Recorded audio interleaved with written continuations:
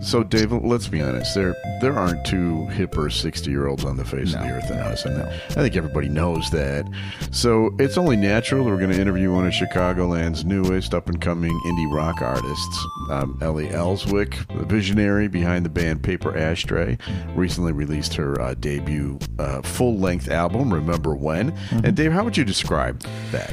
Rick, I would describe it as a haunting genre blending journey. I'm just coming up with this in my head right now, right? Mm-hmm. A haunting genre blending journey through heartache and healing that weaves lush strings and gritty synth rock textures. Well, that's pretty hip. That's probably why her work has drawn acclaim from publications like Tempo Stub magazine for its emotional rawness and introspective storytelling. Mm-hmm. Also off the top of my head. We will prove how hip we are right after this. The following is a Tony Lasano podcast, an Opie show on the Radio Misfits Podcast Network. This is the Minutia Men Celebrity Interview with Rick and Dave. So, Elli, first of all, thanks for coming on the show. Secondly, did you notice how good the levels were on that? Yeah. Oh, yeah. I mean, it was perfect, wouldn't you say? Yeah, impressive. Thank you. Rick, that was kind of a gritty synth mixture of the podcast. I thought I nailed it. So, not sure if you've ever done an interview with a couple of old guys, but just so you know what this is like, if we start talking about cholesterol or our other ailments, knee surgery or whatever, just humorous. Yeah, right. That's all. All right. Ask. Yeah, I'll roll with it. All yeah, right. Perfect. No problem. So I'm a writer too, and so is Dave, and we know that inspiration comes from lots of sources. Let's talk about the inspiration behind this album, Remember When. Yeah. The inspiration behind it was a little bit just me getting through a very difficult part of my life that suddenly gave me a lot of free time on my hands and a lot of time to just confront a divorce that I was going through at a pretty young age, because I had gotten married very young, had an 8-year marriage, and then found myself single at 29 for the first time, when most people up to that point had been like dating, having a very different, experience through their 20s than I was. And so I leaned into music and just was interested in what I could do from a songwriting perspective, and just tried some things, tried learning other instruments, and was looking to explore in that space while also just creating an outlet for myself, especially because I was looking for music that I felt resonated with the experience that I was going through, and I just couldn't really find anything that really suited me. So that was part of why it came into existence. You mentioned that you learned other instruments. Rick, how long have you been learning the guitar? About 50 years, 52, Wow. 55 years. Yeah. Elli, how long That's how long did it take you to learn the guitar? I had been dabbling with it lightly, but I was teaching myself as I was writing, really. So 2 weeks, 3 weeks, 6 weeks, what are we thinking? Yeah, it was kind of like, there's a song on there called Not Me, and that came from me doing hammer-ons, practicing my hammer-ons on guitar, which is just plunking your finger onto the string just to get familiarity with that and be able to play guitar better. And I got distracted, and I just was like, just kind of messing around with the sound, and then that song came in to be what it is. So less than 50 years. It took you considerably less than 50 years. Yeah. Yes, but can you play Tijuana Taxi by Herb Alpert and the Tijuana Brass? No, I can't. No, I guaranteed you can play a lot more than I can. That's my only song I can play. I think it is just so remarkable when you told me that you literally learned the guitar while creating this album. Now, of course, well, we could actually delve right into it. You have a classical musical background, right? Yes. So tell us a little bit. So to be fair, Rick does not have a classical. No, Rick does not. Classic. So it would take a little longer. But talk to us a little bit about your background and how, obviously that influenced your album. Yeah. So I definitely had put on the 10,000 hours on violin, and that has informed how I play guitar. I don't really know what playing guitar like a violin player is, but I know that's what I'm definitely sound like, which is using, I guess, there's a lot more technique with the bow to the strumming side than you would expect. The left hand is not nearly the same. The way that the strings are set up is very different. The spacing is very different. Violin has no frets. And that was a very different experience for me. So truthfully, chords are challenging. Whereas, if you listen through, you can kind of hear how the guitar is played. It's very, very simple chording whenever it shows up at all. To me, it sounds like there's some folk influences there, kind of a Celtic vibe to it, maybe some indie rock. Can we listen to it? Do you mind if we play a little bit? I think this is the best way to. Yeah, absolutely. This is a song that is called Dilemma. I'll play a few seconds of it for you.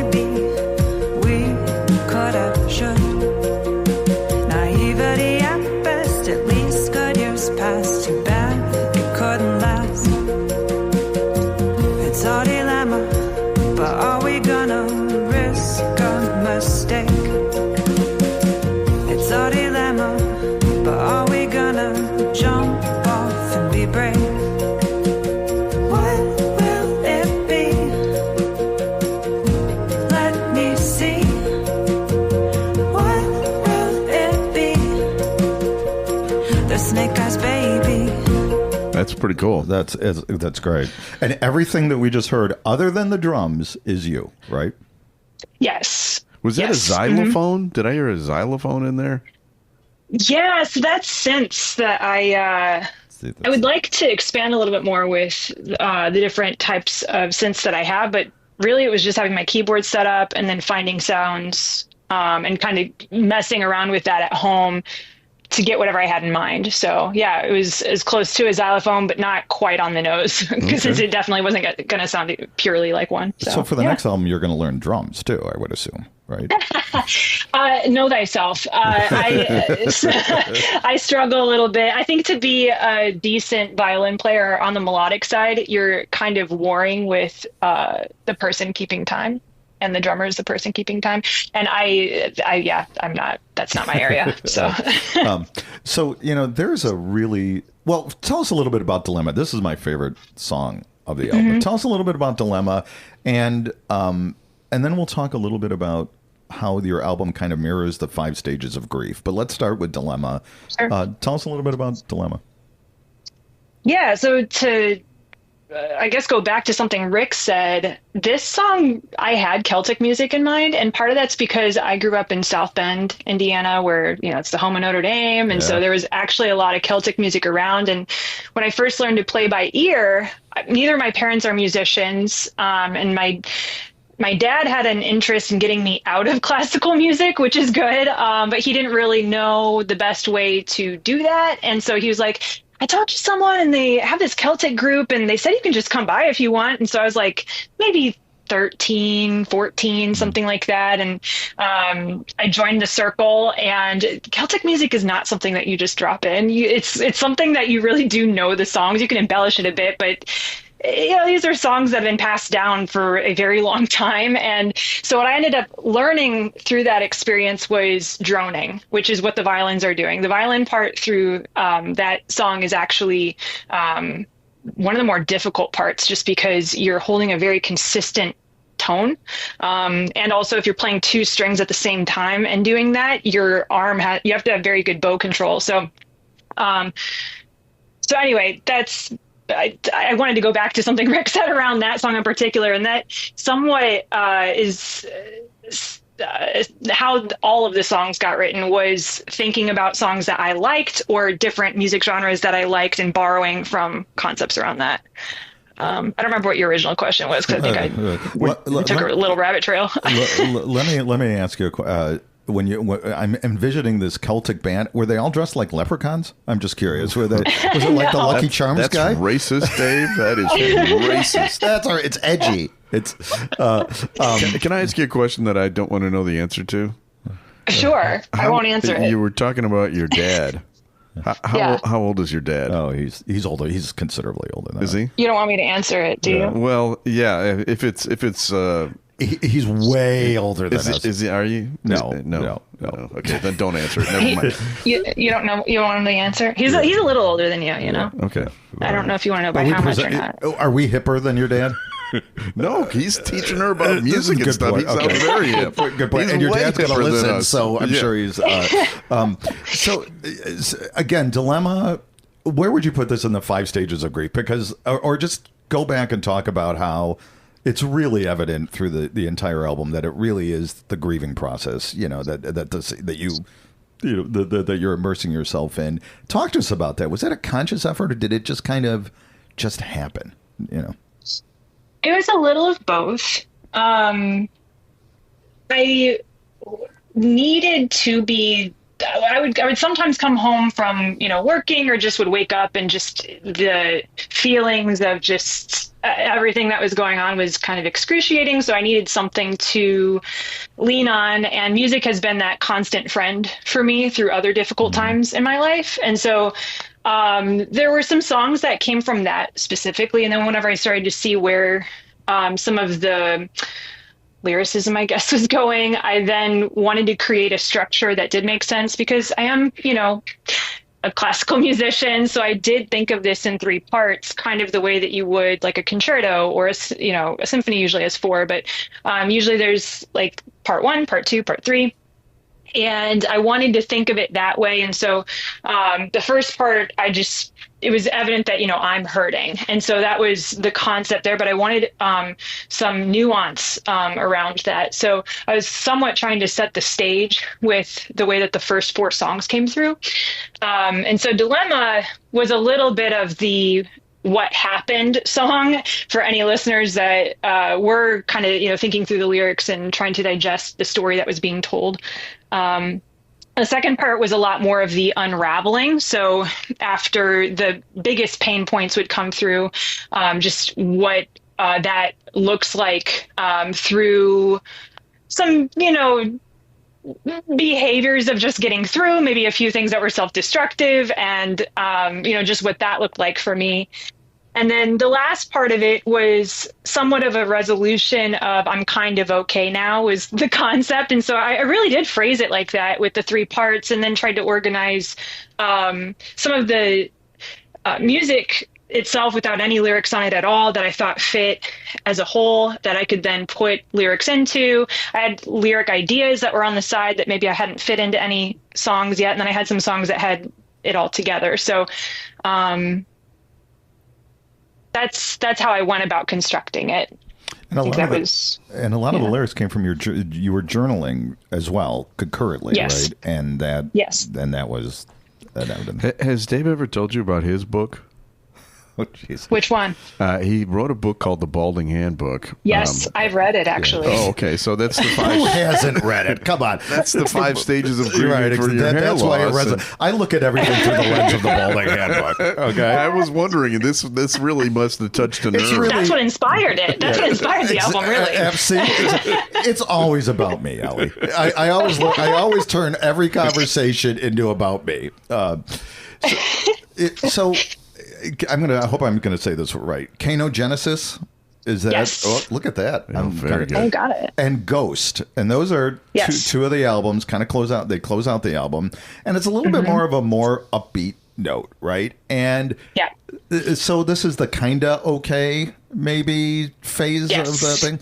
But when you've talked to me off the air, you think that might you kind of consider that perhaps some of your weakest kind of lyrical arcs, because maybe in fact you really aren't okay, and so just like you in the Balding Handbook. Right, exactly right. Are you doing a comb over by anything? Is this a lyrical comb over by any chance? Basically, yes. So tell us a little bit about that, because I think it was really, when we talked about this, I thought that was really introspective and wonderful. Then you kind of are coming to grips to the fact that, well, maybe you really are still not okay. And maybe those songs aren't, as, I don't know if you think of it as strong lyrically, but perhaps you weren't at a good place to be writing the kind of okay songs. Does that make sense? 100%. Yeah, 100%. Because I think I wanted it to be the healing process, and I wanted to be okay at the end. And I think I maybe... Well, and Kenogenesis was kind of weird because I had written this song, like the music side of it, I had just been obsessed with. I would wake up and hear the guitar part and I couldn't get it out of my head. And so I was like, well, that's going to have to go on there somewhere. But it alternates with 5/4 and 4/4 time, where I'll just like slip in an extra measure that has an extra beat in it, and that creates this feeling of the song kind of being in a time warp. Mm-hmm. And it's very challenging to figure out how to put in a melody that's going to work with that. And so I was like, well, what if I just like throw in 3 vocal lines and let them fold in on each other? And then I just pulled a notebook out and had all these different concepts, and I tried to put it together in a way that had some level of hope within it. But since releasing the album, even in the more recent, like call it even in the last month, I've just been very aware of just the fact that I've been through a lot of shit, not just this divorce, but like a lot of things before that too, that I think just embracing the fact that life isn't being it's not about being perfect. It's just about getting through and what you do with all the bullshit that happens. And also just, I think, recognizing that you're not the only person who's never going to probably be all the way okay. Right. There's a lot of people like that. And I would say they're the most interesting people and the people that I like to spend my time with. So versus just like kind of faking it and acting like everything's just, Yeah. Well, rainbows and butterflies. You're talking to 2 Germans that grew up in a household where we had to just dig our emotions as deep as possible into our soul and lock them up. Right. So they still are nicely, nicely contained. So I wanted to ask you about the name Paper Ashtray. Yeah. So where did that come from? Because it's awesome. It's a cool name. Yeah. So Paper Ashtray came from when I was smoking at someone's kitchen island, and they had no ashtray around, but they did have a paper towel. And so I started ashing on the paper towel just because we were, in conversation. I just wasn't, I don't know, it seemed like it would hold the ash fine. But a spark came off, and it hit the paper towel in a way that it was like, oh, that wasn't very smart. I probably shouldn't be using a paper ashtray, is what I said. And then I was like, oh, that's a really good band name. Caused $1.4 million damage on Astor. Right. Right. So that's where it came from. It's awesome. It felt like it fit just with what I was going through, and it felt like a name that I wrote it, one of the songs is Name Paper Ashtray, because I think I was asked a lot, when it first launched, especially like, what does it mean? And that song was a little bit of an attempt to give it some meaning. I think to color it in, slightly with, okay, well, who is Paper Ashtray? What, conceptually, what's going on with that? So. Right, because a little bit of definition with it. There is a song also named Paper Ashtray. Correct. Right. People should know that. Well, and I think what I really love about lyrics, and as being a writer, obviously, it's show, don't tell, right? And your lyrics are so, that's what really, one of the things I really love about it is there's like a real level of vagueness here that could possibly mean one thing or another. And obviously the listener is going to put on their own, spin on everything. But that vagueness, talk about that. I mean, it's just wonderful. These and it's very funny. There's a couple songs that are very funny. You've got some very kind of sarcastic and snarky lyrics in there too, which I think are wonderful. So talk a little bit about that. Don't tell me, but Show, don't tell. Show, don't tell, and that vagueness. Yeah, I think I wanted to do that for a few reasons. One is everything that I enjoy follows that type of writing.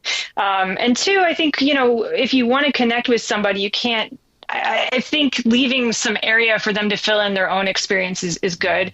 And then also I like to reserve some privacy. And I think no one, except for maybe in a couple songs, could on their own hear it and know that, oh, okay, I kind of inspired that song. But, the album at large isn't about one person. And it's not, it's really about me and my experience. But a friend of mine, I had reached out to as I was doing the lyric writing, because that was the area that I was the most insecure about, because I'd never done that. I'd done a lot of back vocals, but I'd never been the primary singer. And really, whenever I started recording, I was like, you know what, if my vocals aren't going to work for this, I will get somebody else to sing it, because I consider myself an instrumentalist. I don't really consider myself a singer. And when I reached out to my friends, he was like, the main thing is just, show, don't tell. And also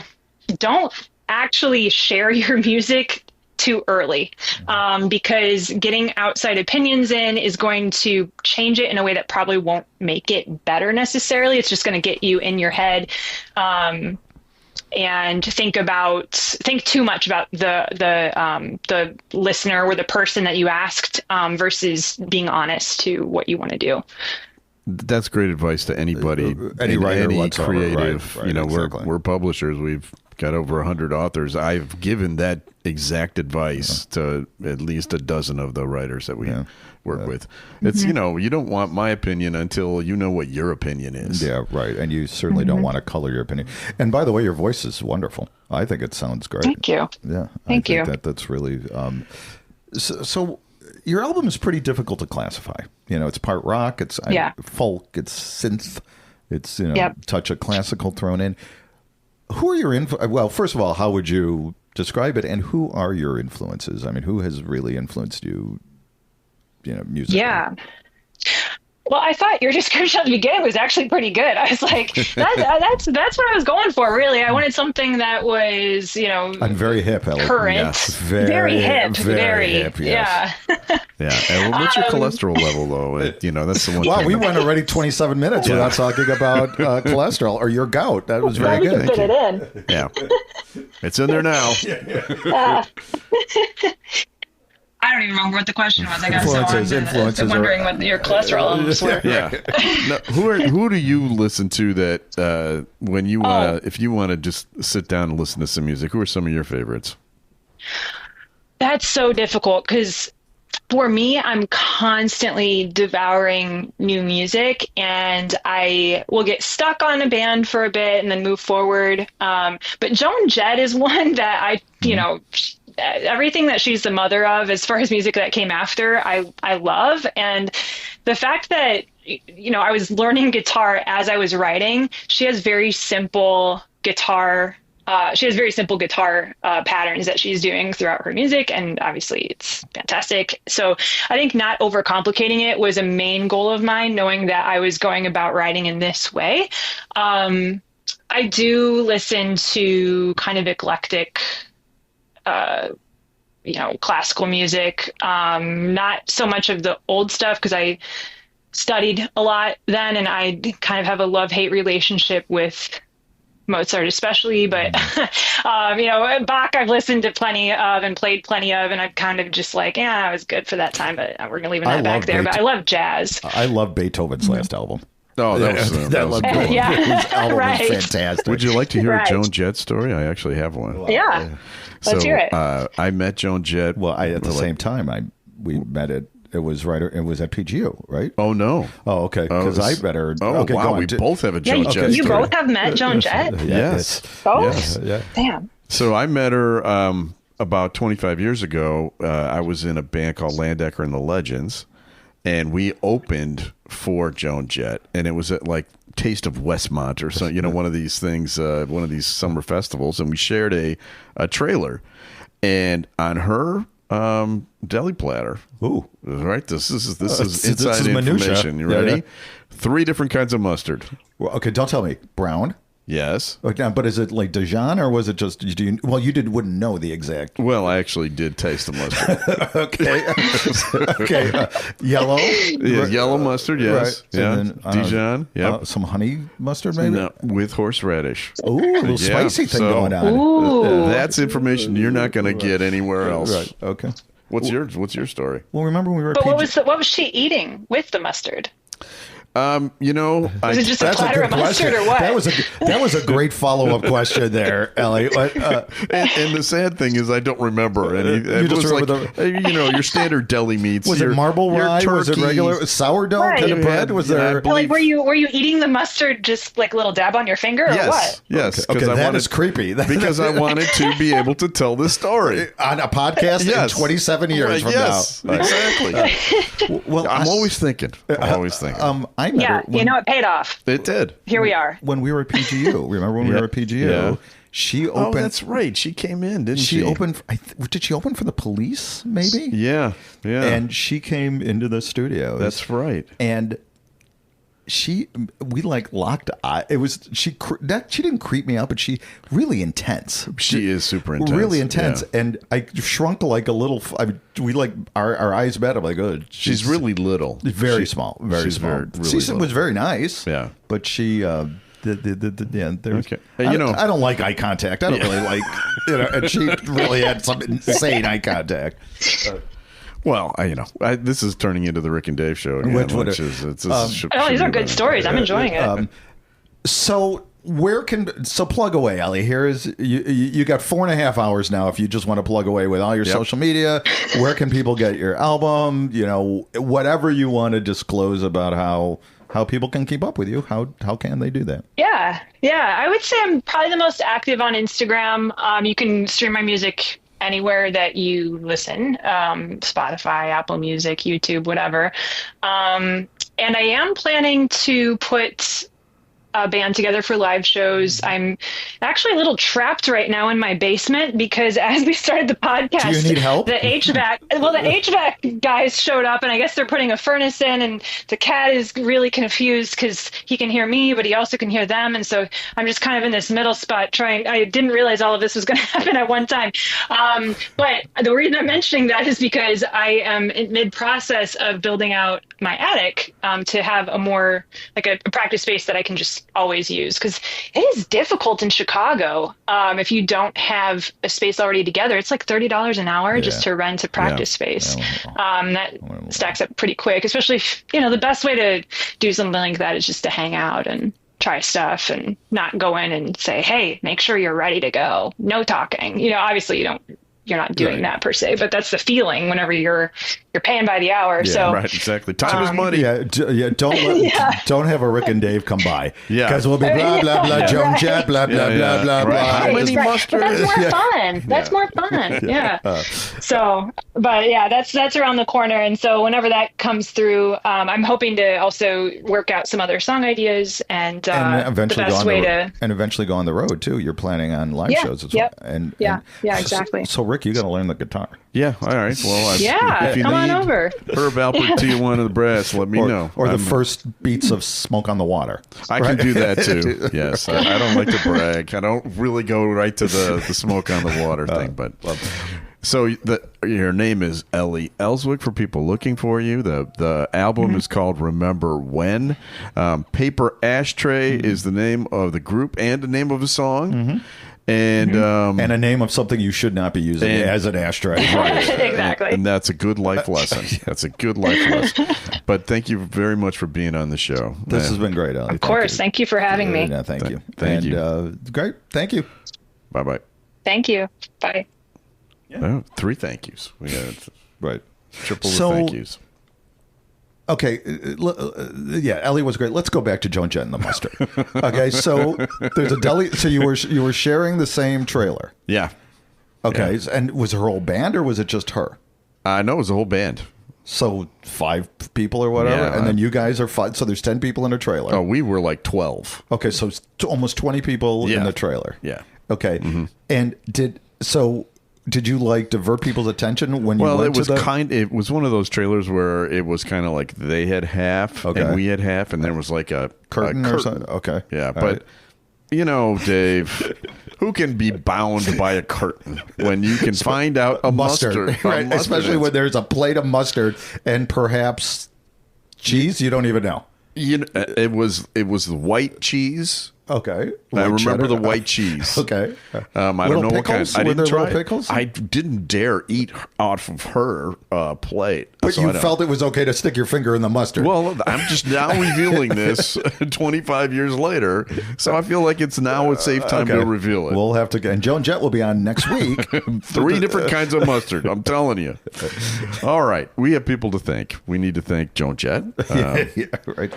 Elli Elswick, who came by. Thank you very much, Paper Ashtray. Tony Lasano. Can I also say that I've never heard you sound more passionate about music? Like she was talking about how she gets stuck on a band. You got stuck on The Who in like 1974 and have not moved beyond it until now. Right now. Now. This is like the first album that I have liked in 25 years. Yeah. Right. Yeah. Okay.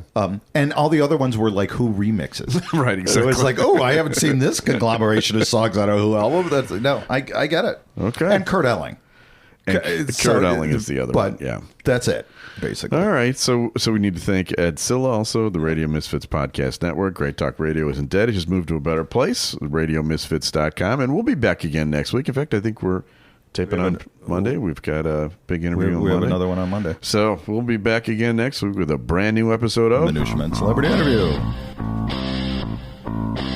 The proceeding was a presentation of the Radio Misfits Podcast Network. Find our other great shows on iTunes, Stitcher Radio, and at RadioMisfits.com. Thank you.